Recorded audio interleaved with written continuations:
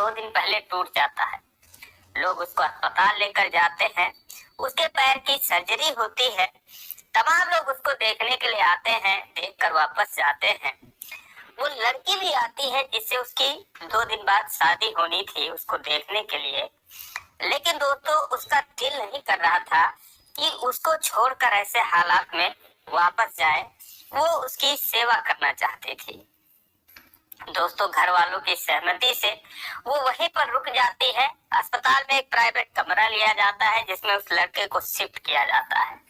वो लड़की उसके साथ रहती, उसकी सेवा करती, उसको दवा पानी देती, हाथ से खाना खिलाती, बहुत देखभाल करती, उसको सहारा देती, उसका सर दबाती, उससे बातें करती तमाम अच्छी अच्छी।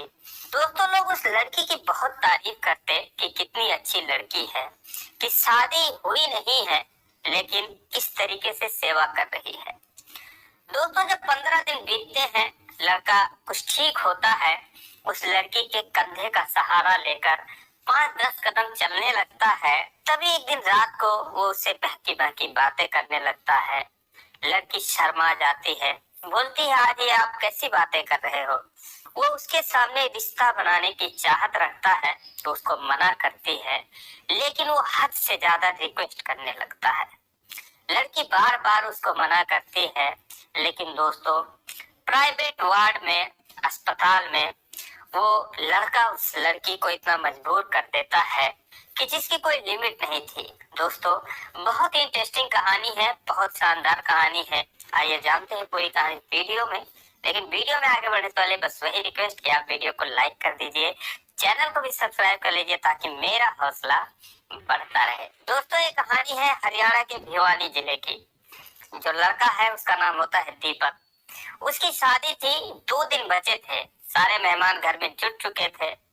अप्रैल का महीना था, गर्मी का मौसम था, तो सारे लोग छत पर सोने की इच्छा जाहिर करते हैं। मेहमान लोग सब लोग छत पर सोने जाते हैं, दीपक भी जाता है, लेकिन अंधेरे में पता नहीं कैसे वो छत से नीचे गिर जाता है। उसके गिरते ही शोर मच जाता है, हड़कंप मच जाता है। उसको आनन फानन में अस्पताल लेके जाया जाता है। वहां पर पता चलता है पूरी तरीके से उसके पैर में फ्रैक्चर है। उसके बाद डॉक्टर उसकी सर्जरी बोलते हैं, सर्जरी होती है। तमाम लोग उससे मिलने के लिए आते हैं, उसको देखने के लिए आते हैं। जो दीपक के ससुराल वाले होते हैं वो जब सुनते हैं तो बोलते हैं तो बहुत गजब हो गया, 2 दिन ही बाद शादी है बेटी की। वो भी जाते हैं उसको देखने के लिए, उसको मिलने के लिए अगले दिन। तो दोस्तों जो लड़की होती है जिसकी उससे शादी होने वाली होती है, उसका नाम होता है संध्या।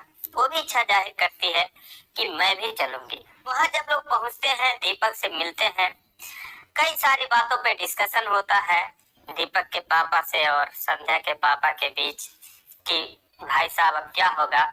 ये होता है चलो कोई बात नहीं, अभी नहीं तो नवंबर में शादी हो ही जाएगी। दोस्तों जब लोग वापस जाने लगते हैं तो जो संध्या थी उसको देखती है तो उसको दया आ जाती है। उसका छोड़ के जाने का मन नहीं करता है, उसका दिल नहीं मानता है।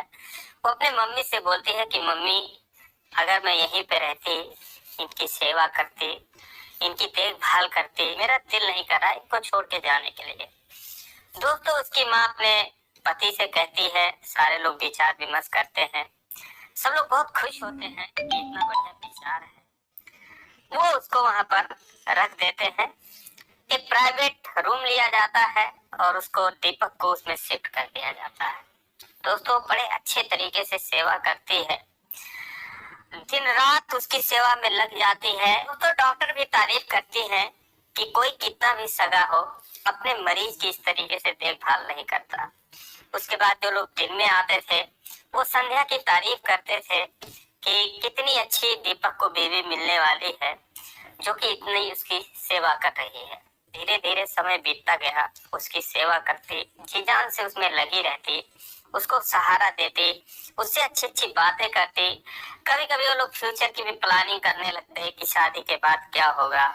कभी कभी अपने पास्ट के बारे में भी बात करते, कहाँ से पढ़ाई करी, क्या किया। दीपक के जॉब के बारे में भी बात होती, क्योंकि एक अच्छा खासा जॉब कर रहा था। दोस्तों ऐसे ऐसे 15 दिन बीत गया।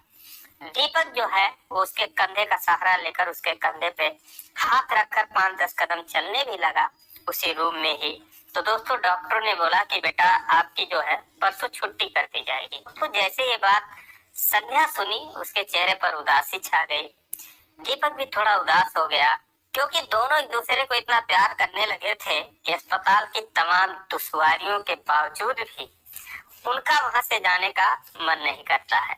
लेकिन दोस्तों 2 दिन बाद उनकी छुट्टी होने वाली होती है। उसी दिन रात को जो दीपक होता है वो संध्या के सामने अजीब सा डिमांड रखता है। संध्या जो है वो कहती है, कैसी बात कर रहे हो आज आप, इस तरीके से अच्छा नहीं लगता, अभी तक तो आप इतने अच्छे से थे।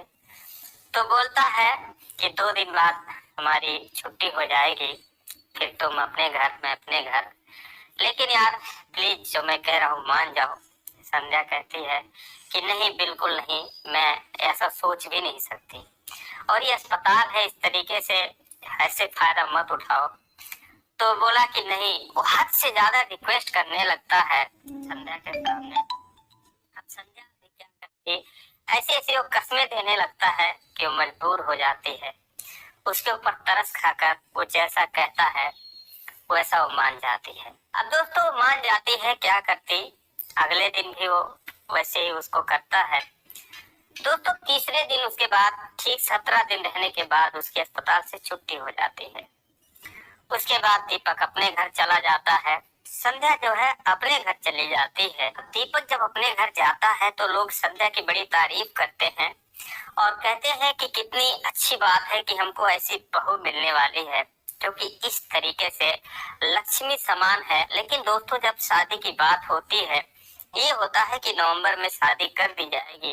दीपक से पूछते हैं, दीपक कैसा रहेगा नवंबर का दिन। दोस्तों दीपक जो जवाब देता है वो तो किसी ने सपने में भी नहीं सोचा था।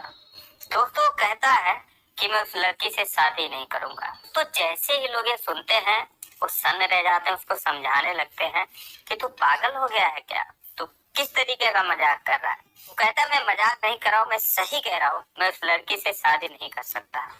अब दोस्तों बहुत उसको समझाने की कोशिश की जाती है, उसको जो उसने सेवा करी थी वो सब याद दिलाया जाता है, लेकिन उसके ऊपर जरा भी असर नहीं पड़ता। कहता है कि लड़की गंवार है, मेरे से मैच नहीं करती है, इसलिए मैं उससे शादी नहीं कर सकता।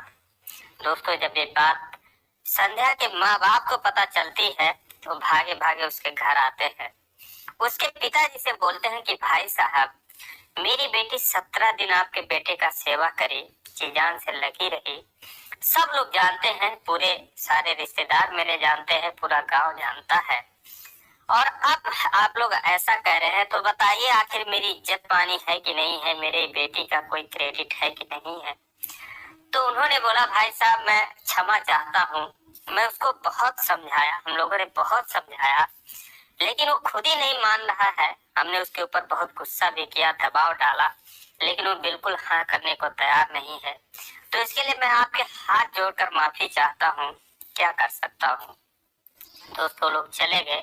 संध्या जो है उसको भी कांटेक्ट करने की कोशिश करी, लेकिन दीपक जो है उसने उससे बात भी नहीं करी। दोस्तों शादी तो कैंसिल हो गई।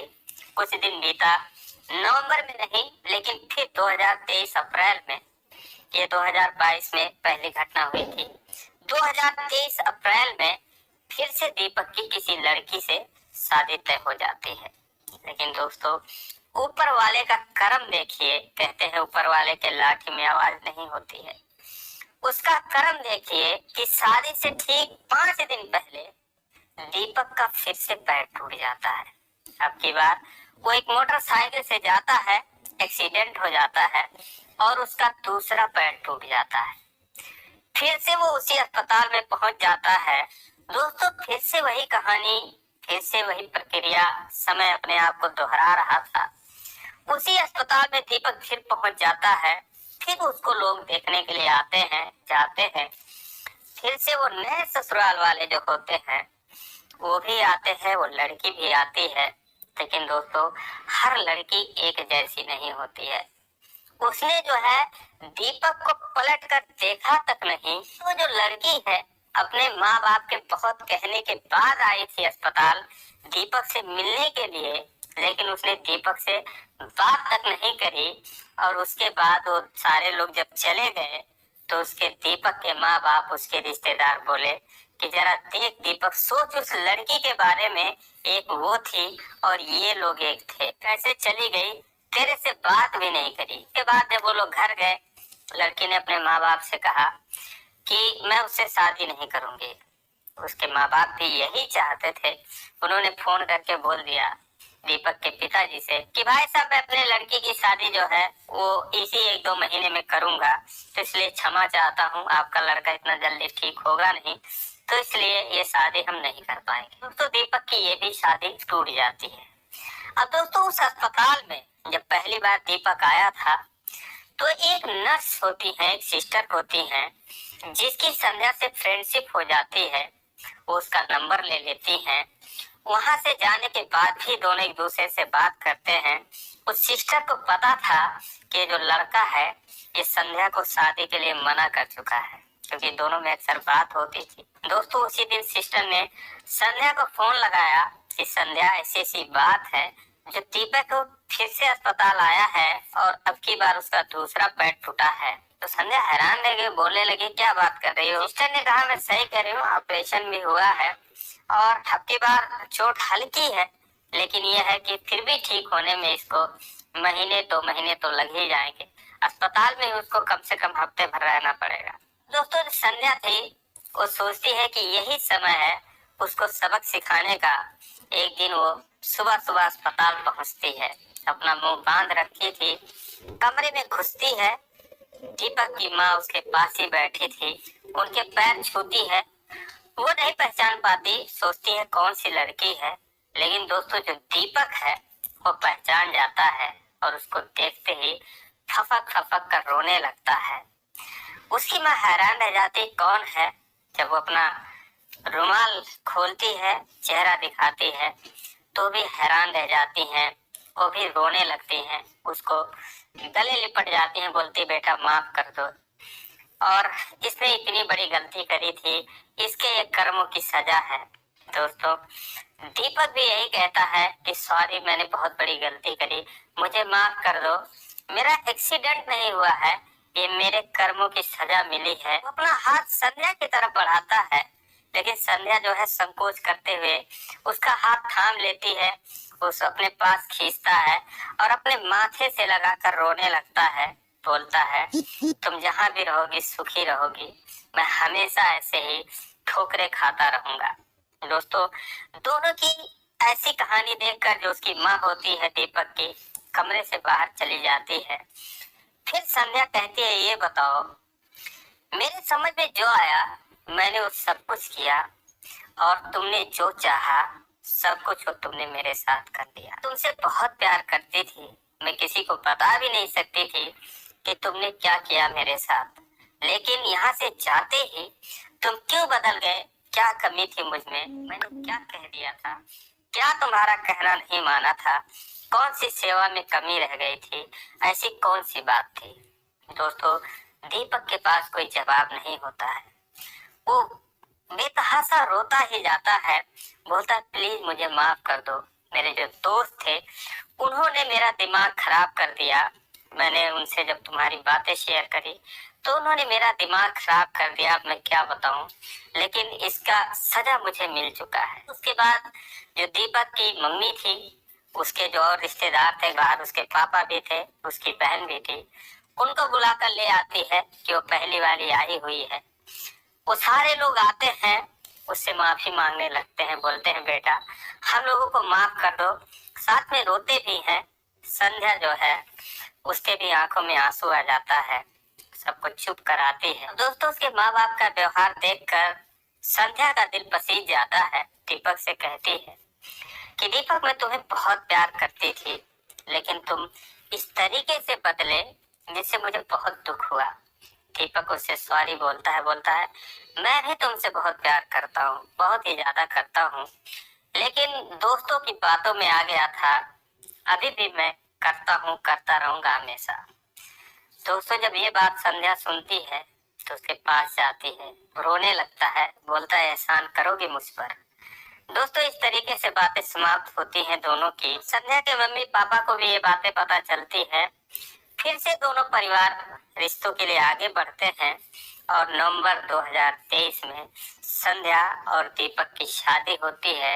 लेकिन अब की बार शुक्र है कि कोई हादसा नहीं हुआ, शादी ठीक ठाक से हुई, दोनों पति पत्नी आराम से रह रहे हैं। दोस्तों, ये कहानी आपको कैसी लगी कमेंट करके जरूर बताइए, और जहाँ भी अच्छी लगी हो तो यार चैनल को सब्सक्राइब करिए।